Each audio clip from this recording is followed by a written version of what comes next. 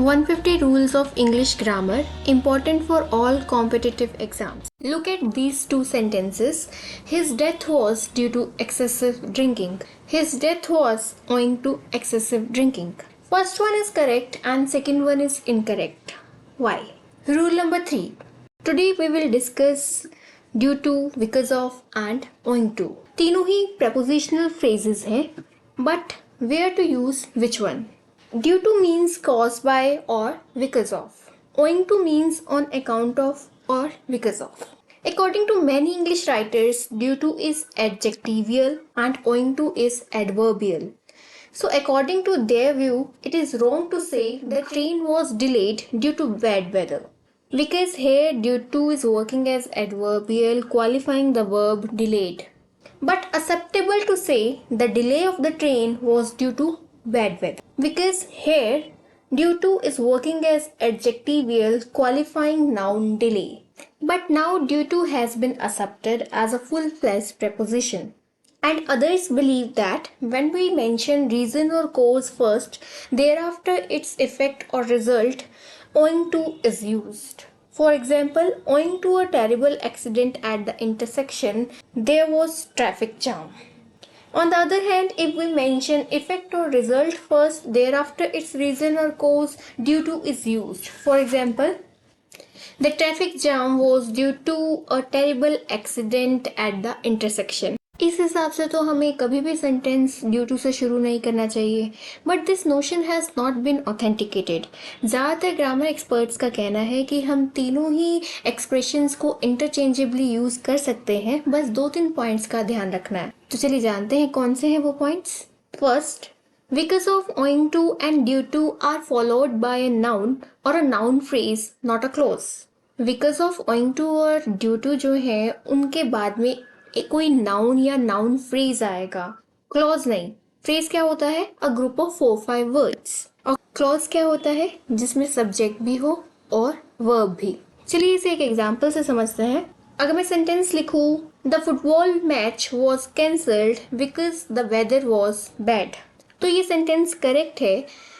यहाँ पर because of नहीं आ सकता, या ड्यू टू नहीं आ सकता, या ओइंग टू नहीं आ सकता, क्योंकि द वेदर वॉज बैड, यहाँ पे वेदर सब्जेक्ट भी है और वॉज वर्ब भी है, तो ये क्लॉज है. तो अगर हम बिकॉज ऑफ, ओइंग टू और ड्यू टू यूज़ कर रहे हैं तो उसके बाद में क्लॉज नहीं होगा, नाउन या नाउन फ्रेज होगा. इसी सेंटेंस को अगर हमें ओइंग टू, बिकॉज ऑफ या ड्यू टू से बनाना था तो सेंटेंस बनता the football match was cancelled because of bad weather, या ड्यू टू बैड वेदर, या फिर ओइंग टू बैड वेदर. ठीक है. सेकेंड पॉइंट देखिए, avoid using owing to just after be और its any form of verb.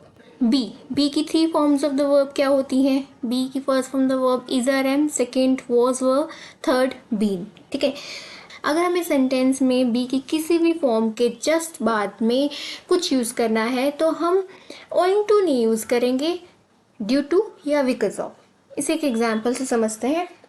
He succeeded due to या owing to या because of his hard work. तो यहाँ पे ये तीनों ही ठीक है, चाहे हम लिख लें ड्यू टू, चाहे ओइंग टू या because of his hard work. पर अगर हम सेंटेंस को लिखें his success was owing to his hard work, तो ये इनकरेक्ट है, क्योंकि वॉज क्या है? बी की फॉर्म. इसके जस्ट बाद में अगर हमें यूज़ करना है तो हम ओइंग टू यूज़ नहीं करेंगे, या ड्यू टू या बिकॉज ऑफ. तो आपको यहाँ पे आंसर मिल गया होगा कि जो शुरू में डिस्कस किया था, his death was due to excessive drinking, क्यों सही है? His death was owing to excessive drinking क्यों गलत है? क्योंकि हम बी की फॉर्म के जस्ट बाद में यूज़ कर रहे हैं, तो ड्यू टू या बिकॉज ऑफ यूज़ करेंगे, ओइंग टू नहीं. Third and the last point is use owing to in the starting of a sentence only when the context is same in both the parts. हम owing to से sentence की शुरुआत सिर्फ तभी करेंगे अगर सेंटेंस के दोनों पार्ट्स में जो कॉन्टेक्स्ट है वो सेम है. ठीक है. इसको एक एग्जांपल से समझते हैं. owing to bad weather the show was cancelled. owing to a leg injury he opted out of the competition. First sentence incorrect है, सेकंड सेंटेंस करेक्ट है. क्यों? क्योंकि पहले पार्ट में कॉन्टेक्स्ट है बैड वेदर. ठीक है. वहाँ उस सेकंड पार्ट में हम बात कर रहे हैं शो की. ठीक है. तो टोटली डिफरेंट कॉन्टेक्स्ट हो जाता है, इसलिए यहाँ पे ये इनकरेक्ट है। हम यहाँ पे ड्यू टू या बिकॉज ऑफ यूज़ कर सकते थे। Due to bad weather the show was cancelled या because of bad weather the show was cancelled. ठीक है, ये स्टार्टिंग के लिए रूल है। अगर बाद में सेकेंड पार्ट में यूज़ करें तो तीनों ही करेक्ट हैं। The show was cancelled owing to bad weather, due to bad weather या बिकॉज ऑफ बैड वेदर। ठीक है, तो वो करेक्ट है। अगर स्टार्टिंग में यूज़ करना है तो दोनों पार्ट्स में कंटेक्स्ट सेम होना चाहिए। जैसे नीचे वाले सेंटेंस में देखिए, owing to a leg injury. ठीक है, तो इसमें क्लियर है कि हम किसी पर्सन के बारे में बात कर रहे हैं। तो नेक्स्ट पार्ट में भी हम किसी पर्सन के बारे में ही बात कर रहे हैं कि he opted out of the competition. तो ये सेंटेंस करेक्ट है। ऊपर वाले सेंटेंस को हम ओइंग टू से कैसे करेक्ट बना सकते थे, जब कॉन्टेक्स्ट सेम रहे। कॉन्टेक्स्ट सेम का एग्जाम्पल क्या होगा, जैसे owing to rainfall the weather became pleasant. First part में हम रेनफॉल की बात कर रहे हैं, नेक्स्ट में वेदर। कॉन्टेक्स्ट जो है वो सेम है, दैट्स वाई वो सेंटेंस करेक्ट है। आई होप आपको तीनों ही पॉइंट समझ में आए होंगे। फर्स्ट वन की ओइंग टू, बिकॉज ऑफ और ड्यू टू को कौन फॉलो करेगा, कोई नाउन या नाउन फ्रेज। सेकंड, बी की फॉर्म के जस्ट बाद में ड्यू टू या बिकॉज ऑफ यूज होगा, ओइंग टू नहीं। थर्ड, अगर हम सेंटेंस की शुरुआत ओइंग टू से कर रहे हैं तो दोनों ही पार्ट्स का जो कॉन्टेक्स्ट है वो सेम होना चाहिए। तो चलिए आप कुछ क्वेश्चंस के आंसर करिए। His success in business was owing to the fortune his father left for him। क्या आ रहा है सेंटेंस में, हम बी की फॉर्म के जस्ट बाद में यूज कर रहे हैं तो owing to नहीं आएगा, या तो ड्यू टू लिखेंगे या बिकॉज ऑफ। क्लियर है, his success in business was due to the fortune या was because of the fortune his father left for him।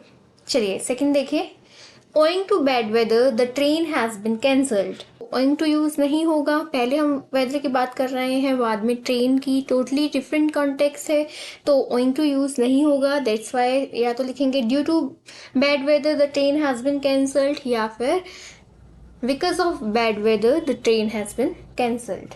Next देखिए, the project could not be started dash there was a lack of funds. आपको fill up करना है, यहाँ पे क्या आएगा, due to, owing to, because of या कुछ और। There was a lack of funds क्या है, अब ये नाउन फ्रेज नहीं है, क्लॉज है। ठीक है, क्योंकि इसमें सब्जेक्ट भी है, वर्ब भी है, इसलिए यहाँ पर बिकॉज ऑफ, ओइंग टू और ड्यू टू यूज नहीं हो सकता। तो हम क्या यूज कर सकते हैं, एज यूज कर सकते हैं या जस्ट बिकॉज यूज कर सकते हैं। जैसे the project could not be started because there was a lack of funds या as there was a lack of funds. Clear है, अगर हमको इसको बिकॉज ऑफ, ड्यू टू या ओइंग टू से करेक्ट बनाना था तो इसको क्लॉज न बना के फ्रेज बनाना था। तो ये सेंटेंस बनता, the project could not be started because of a lack of funds. ठीक है, या due to a lack of funds, owing to a lack of funds. तो आई होप आपको ये कंसेप्ट क्लियर हुआ होगा। चलिए नेक्स्ट देखिए, लास्ट वन, ये भी फिलअप है। The show, being a political satire, has been suspended indefinitely dash political reasons। क्या आएगा यहाँ पे, owing to, because of, due to, क्या आएगा यहाँ पे, तीनों ही करेक्ट है। political reasons क्या है, नाउन फ्रेज है। लास्ट पार्ट में हम तीनों ही इंटरचेंजेबली यूज कर सकते हैं, चाहे ओइंग टू, चाहे बिकॉज ऑफ, चाहे ड्यू टू, तीनों ही सेंटेंस में करेक्ट है। The show being a political satire has been suspended indefinitely owing to political reasons, due to political reasons या फिर because of political reasons. I hope आपको आज की वीडियो पसंद आई होगी। मेरे चैनल को लाइक, सब्सक्राइब एंड शेयर करना ना भूलें। मिलते हैं नेक्स्ट रूल के साथ। Thank you for watching and subscribe for more.